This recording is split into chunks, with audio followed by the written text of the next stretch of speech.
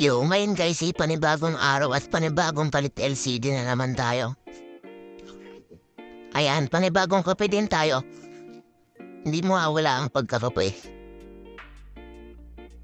Siya. Ito, dadalihin ko na rin.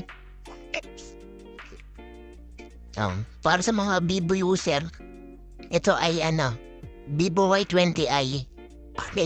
Basta sa likod mo nang binabuksan.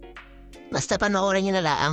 Ayun mabilis ako na. Mabilis naman talaga ako gumalaw. Joke lang.